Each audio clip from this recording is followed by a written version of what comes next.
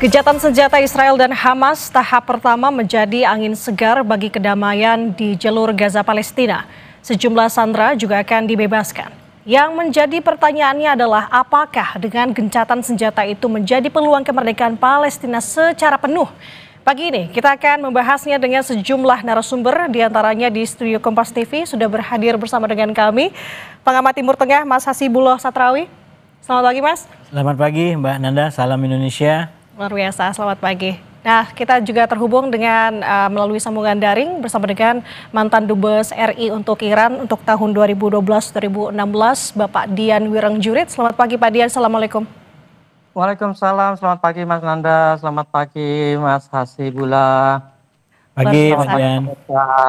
Oke, saya mau ke Mas Hasibullah terlebih dahulu terkait dengan gencatan senjata ini, Mas Hasibullah. Kalau Mas sendiri melihat situasi sekarang ini, apakah memang gencatan senjata ini benar-benar dapat terimplementasikan di lapangan, Mas? Melihat track record ataupun yang sudah kita lihat ke belakang mengenai gencatan senjata sejauh ini. Kalau dari Mas Hasibullah bagaimana melihatnya?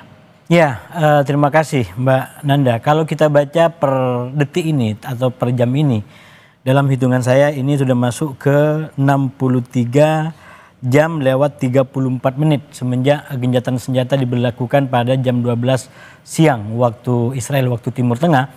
Maka bisa kita katakan sampai hari ini belum ada pelanggaran-pelanggaran yang menodai gencatan senjata ini. Saya menghitung dari jam 12 siang waktu Israel atau jam 4 sore waktu sini. Kalau dihitung sebelumnya, katakanlah sejak dini hari malam waktu Israel meratifikasi gencatan senjata ini memang masih terjadi pelanggaran. Tapi sekali lagi itu belum dianggap sebagai pemberlakuan efektif. Minimalnya kalau kita merujuk kepada yang disampaikan oleh juru bicara tentara Israel yang menyatakan per 12 siang Jumat waktu Israel berlaku efektif gencatan senjata dengan semua ketentuan-ketentuan yang ada di dalamnya termasuk pembebasan sandera pada waktu 72 jam maksimal yang masih hidup. Sekarang sudah masuk di 63 kurang lewat 35 menit dan kita akan menyaksikan dalam beberapa jam ke depan bagaimana momen-momen puncak dari pemberlakuan tahapan gencatan senjata tahap pertama ini, terutama pertukaran sandera yang saya melihat dikatakan ini adalah sudah permanen dan pasti nggak ada yang bisa memastikan. Bahkan kalau kita lihat dinamikanya, gejolaknya luar biasa. Misalkan di last minute menjelang akhir ini, itu soal daftar sandera masih menjadi perdebatan. Karena beberapa nama yang high profile dari tahanan-tahanan Palestina itu tidak mau dilepaskan oleh Israel. Khususnya Marwan Barghouti yang merupakan salah satu tokoh terkemuka dan digadang-gadang bisa menjadi pengganti Mahmud Abbas sebagai presiden otoritas Palestina. Jadi ada banyak hal tantangan, tapi saya melihat sampai hari ini para mediator, para penjamin kerja sangat keras untuk tidak meledak kembali.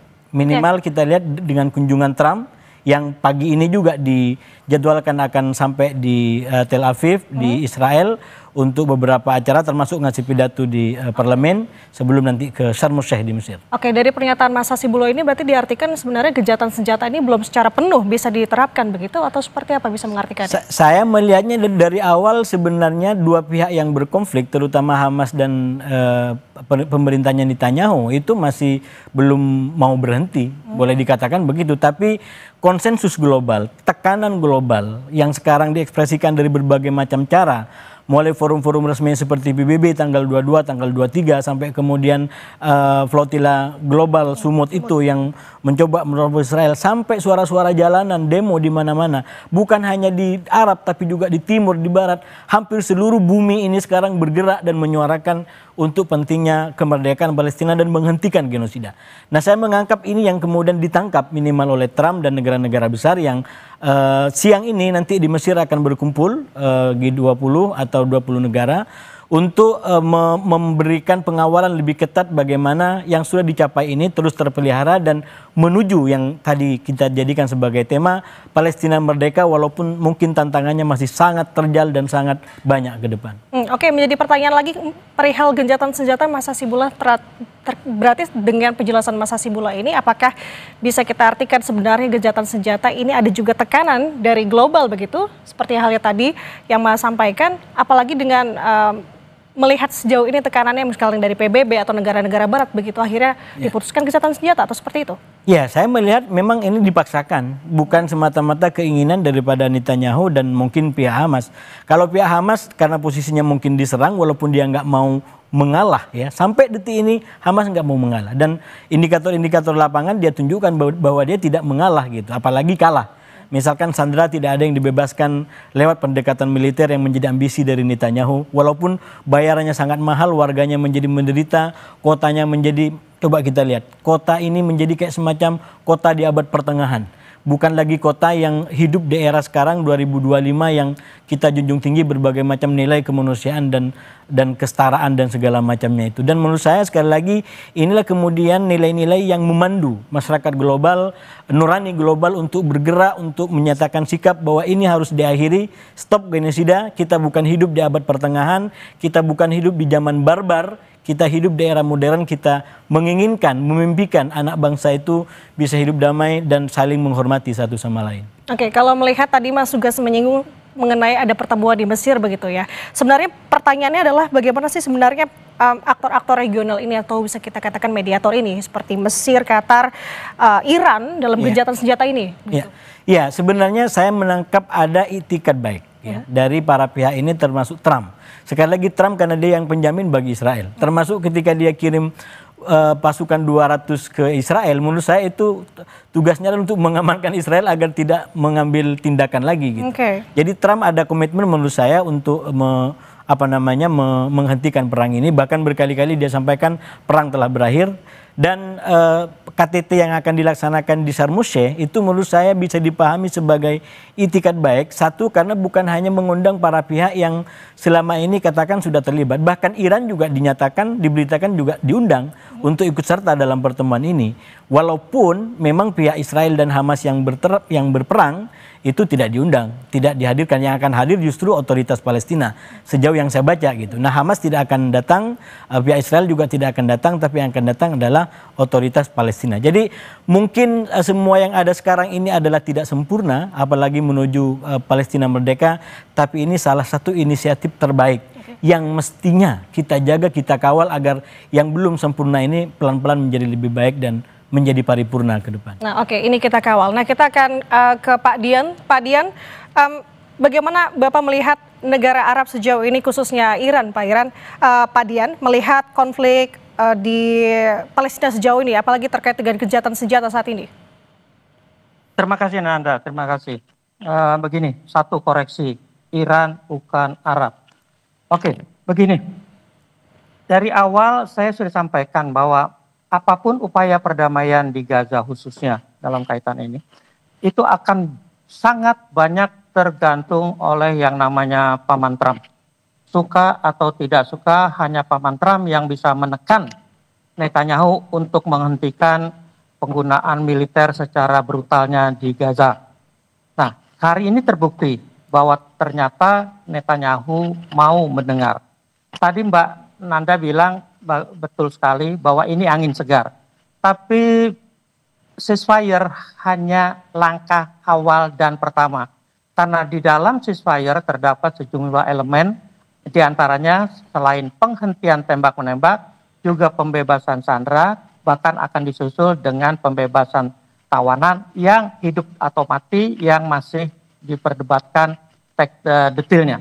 Nah, yang saya harus catat juga bahwa alhamdulillah, kalau kita katakan tekanan global itu sudah berlangsung berapa lama, bahkan mungkin sebelum ada medsos juga tekanan selalu ada, tapi yang saya ingin catat bahwa alhamdulillah baik Paman Trump, Netanyahu, dan pihak yang terlibat masih mau menggunakan akal sehat untuk kepentingan kemanusiaan yang lebih besar. Tadi disinggung Mas Hasibullah, lihatlah Gaza, porak-poranda. Diperlukan bukan hanya mungkin satu generasi, mungkin 2 generasi untuk merekonstruksi Gaza. Untungnya pihak Hamas pun mau memahami hal ini. 60.000 lebih warganya, khususnya anak-anak, orang tua, perempuan, menjadi korban, sementara pihak Hamas sendiri diperdebatkan, ada yang bilang 5.000, ada yang tidak seimbang dengan apa yang dialami oleh rakyatnya sendiri. Sudah waktunya Hamas juga meninggalkan platform penggunaan kekerasan atau cara militer untuk memperjuangkan pembebasan Gaza. Buat saya, jangan dibandingkan. Ada yang mengatakan Hamas bisa belajar dari Indonesia, menggunakan kekerasan untuk mengatasi penjajahan. Tidak bisa dibandingkan dengan Indonesia. Indonesia luas, penduduknya banyak, tersebar, sementara penjajahnya sedikit dan terfokus di beberapa kota. Hamas justru tempatnya terpencil, dikuasai secara masif oleh Israel. Penggunaan senjata sampai kapanpun tidak akan menyelesaikan masalah di Gaza. Diplomasi yang hanya akan menyelesaikan. Untungnya, mudah-mudahan sekali lagi, Paman Trump komit. Terlepas dari ternyata Paman Trump tidak jadi dapat Nobel perdamaian ya, mudah-mudahan komitmennya tetap gitu loh ya, untuk mengedepankan kepentingan umat manusia, bukan hanya kepentingan politik, apalagi kepentingannya Israel. Oke, Pak Dian, kalau menurut pengalaman Anda secara diplomatik, bagaimana untuk bisa mewujudkan perdamaian ini dalam jangka waktu panjang? Tidak hanya dalam arti jangan sampai dalam tanda kutip jeda sebelum perang berikutnya begitu Pak Dian. Terima kasih. Begini, tahap pertama ini adalah ceasefire. Mudah-mudahan tahap pertama ini sudah bisa diwujudkan dalam bentuk ceasefire permanen. Itu memerlukan negosiasi yang tidak mudah. Karena berbagai elemen, berbagai faktor akan turut mempengaruhi perundingan baik untuk kepentingan Hamas sendiri, kepentingan yang lebih besar, kepentingan rakyat Palestina secara keseluruhan, kepentingan regional Israel, apalagi kepentingan globalnya Amerika. Semua ini bermain, tidak mungkin berdiri sendiri. Trump memiliki dalam hal ini kelebihan karena dialah yang menentukan Israel. Israel tanpa Amerika itu ya udahlah kayak apa namanya ayam kehilangan induk gitu ya, nggak ada apa-apanya tuh. Tapi karena Trump sendiri selama ini menjadi pendukung penggunaan kekerasan secara masif, masa depan Palestina khususnya di Gaza kelihatannya menjadi suram. Tapi sekali lagi mudah-mudahan tahap pertama ceasefire ini akan dilanjutkan dengan negosiasi berikutnya, yaitu sekarang sudah mulai bantuan masuk. Dulu bantuan saja tidak boleh masuk. Nah, hal-hal seperti ini harus dikedepankan. Kemanusiaannya dulu yang diperhatikan.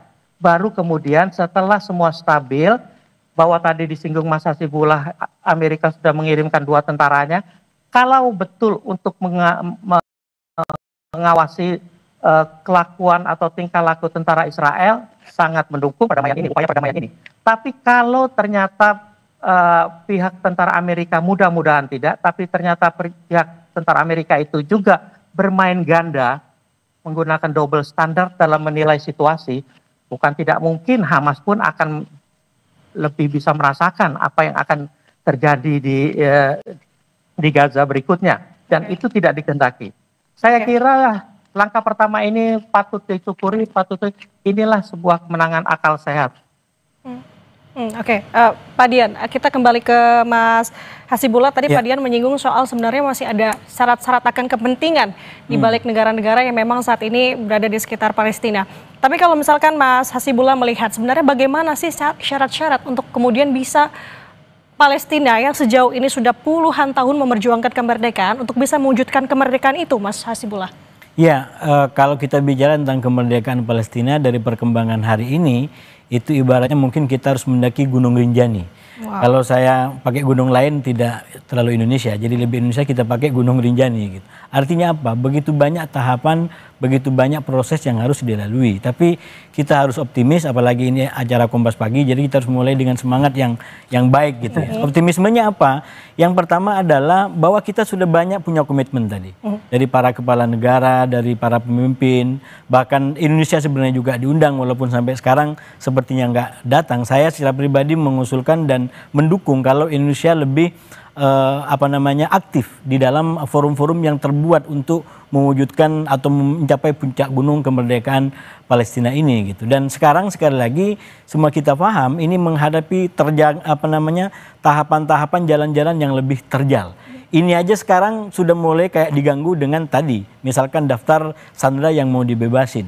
Belum lagi dengan pernyataan-pernyataan dari elit Israel yang mulai minta bahwa terowongan Hamas harus dibubarkan, baik melalui Israel atau melalui komite yang akan dibentuk nanti. Jadi di Hamas sendiri juga sama, dia tidak mau dipimpin oleh orang asing. Padahal yang mengkristal di level global ini Tony Blair akan diminta untuk ini hal-hal yang sebenarnya memang di level internal Palestina atau Hamas dengan Israel. Sekali lagi kalau nggak dimediasi, nggak dipaksa, mereka tidak mau berhenti perang. Karena saya selalu sampaikan mereka ini sebenarnya orang-orang yang berangkat dari satu ideologi, yaitu one state solution. Pikirannya adalah bagaimana menihilkan yang lain, bagaimana membumi hanguskan yang lain. Dan pikiran ini betul-betul berbahaya. 2 tahun ini menunjukkan betapa bahayanya pikiran itu. Ini kebetulan yang berkuasa adalah dari pihak Israel. Kalau ini yang berkuasa dari pihak Hamas, bukan tidak mungkin yang dikatakan bahwa Israel akan dibumi hanguskan, akan dihancurkan dari muka bumi, akan juga terjadi. Artinya apa? Tragedi kemanusiaan di kedua sisi akan terjadi.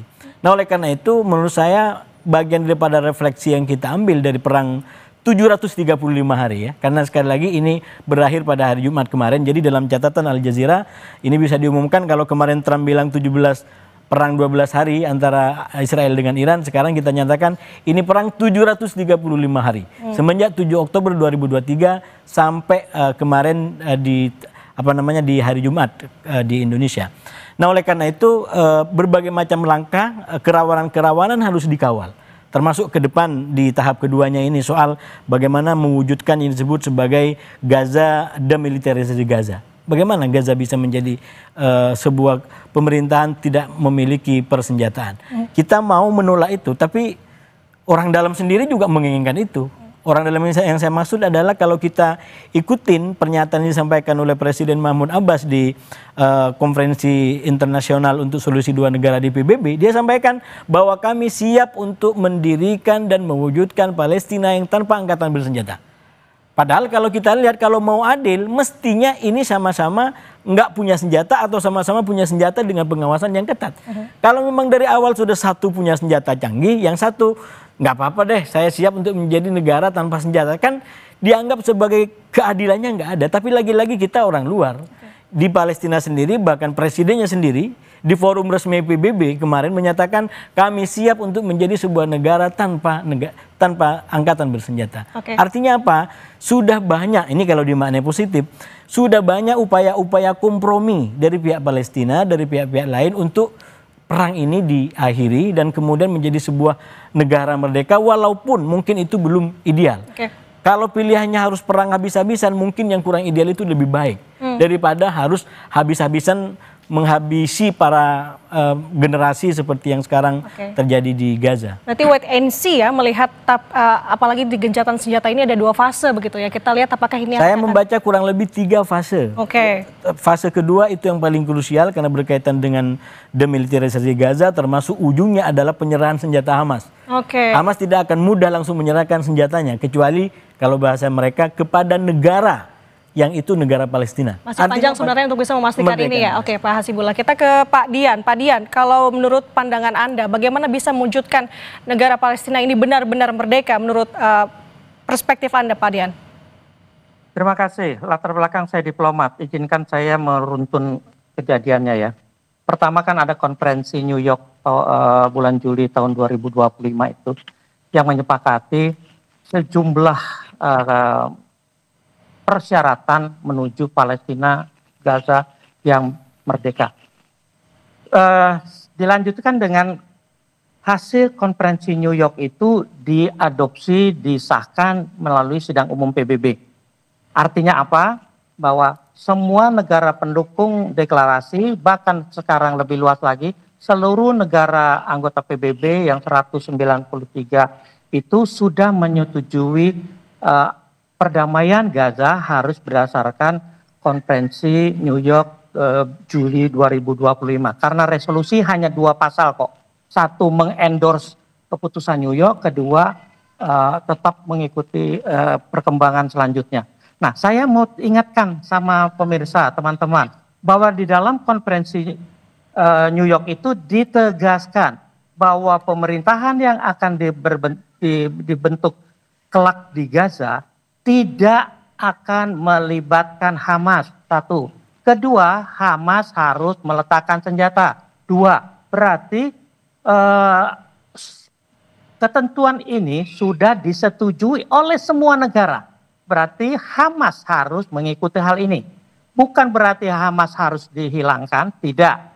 Hamas yang harus mawas diri mau melebur dengan otoritas Palestina. Walaupun dalam deklarasi itu, dalam kesepakatan yang dicapai, otoritas Palestina pun bisa beralih menjadi satu entitas baru yang benar-benar inklusif, melibatkan seluruh elemen masyarakat Palestina. Saya nggak mau prejudge apa namanya kemudian, tapi malah kita gunakan otoritas Palestina yang saat ini masih organisasi yang diakui semua negara di PBB terutama. Nah, kalau saja hal ini diperhatikan, berarti harus ada rekonsiliasi yang jelas tegas di kalangan masyarakat Palestina sendiri untuk bersatu. Kita ingat mereka dipertemukan oleh Beijing, oleh Xi Jinping di Beijing tahun 2024 yang lalu, 13 faksi, sehingga saat ini belum ada tindak lanjutnya. Apakah mereka akan sepakat bersatu dalam bentuk apa? Otoritas Palestina kalau mau diganti silakan ganti namanya, karena tadi di ulasan Hadumi tadi kan dibilang apa yang dibentuk di Gaza atau Palestina harus berdasarkan keinginan masyarakat Palestina sendiri. Nah, keinginan masyarakat Palestina sendiri sudah diupayakan, tapi belum ada tindak lanjut yang nyata. Nah, ini yang akan menambah komplikasi yang disampaikan Mas Hasibullah tadi, bahwa komplikasi di depan ini masih panjang. Mudah-mudahan semua pihak yang berkepentingan, apalagi kalau nanti katakan pasukan penjaga perdamaian disepakati di PBB dan dikirim, mungkin itu akan lebih netral dibanding dengan sekarang yang hanya sifatnya sepihak dari Amerika mengirimkan 200 orang. Jalan masih panjang, diplomasi masih panjang, Mbak Nanda. Oke, kalau saya tangkap dari pernyataan Pak Dian, artinya harus ada bebenah internal terlebih dahulu sebelum akhirnya lebih luas lagi. Tapi kalau menurut Anda, seberapa pentingkah untuk dorongan internasional saat ini terkait dengan momen seperti saat ini, gencatan senjata, apalagi peran Indonesia untuk bisa mewujudkan kemerdekaan Palestina, Pak Dian? Terima kasih. Saya mulai dari belakang ya, peran Indonesia.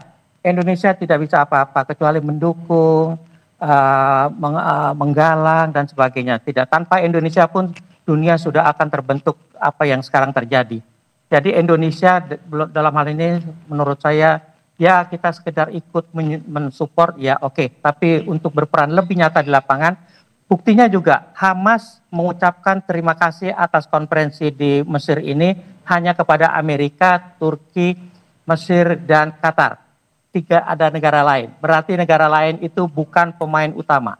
Nah, kalau kita sekarang berangkat dari hal ini terus mau ke depan harus bagaimana? Buat saya tadi kan sudah disampaikan, semua tergantung pada masyarakat Palestina sendiri. Apakah mereka masih mau menerima jalan militer yang akibatnya coba lihat film apapun, dokumentari apapun, dari pakai drone atau apapun.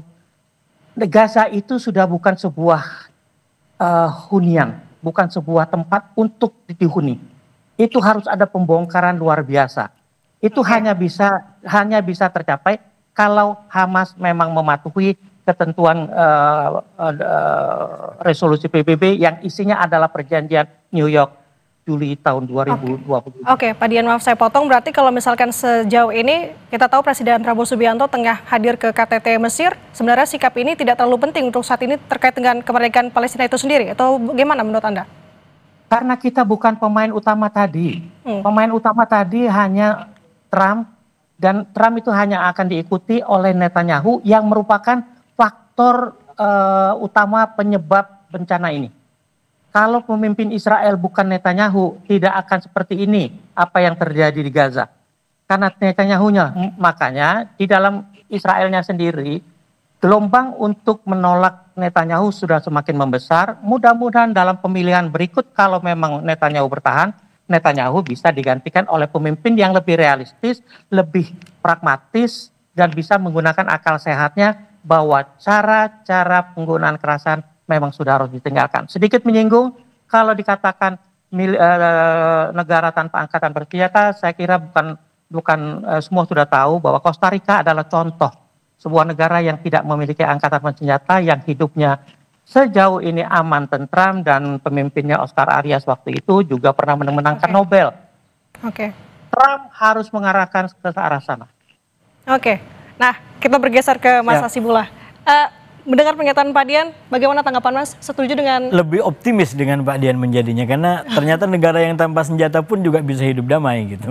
Walaupun memang syaratnya jangan kemudian negara yang di sampingnya itu adalah justru senjatanya sesekali mengarah juga gitu. Karena kan ini konteksnya berdampingan, kemudian yang satu nggak ada senjata, yang satu paling canggih. Nah, kalau kemudian nyenggol-nyenggol dikit ya habis gitu.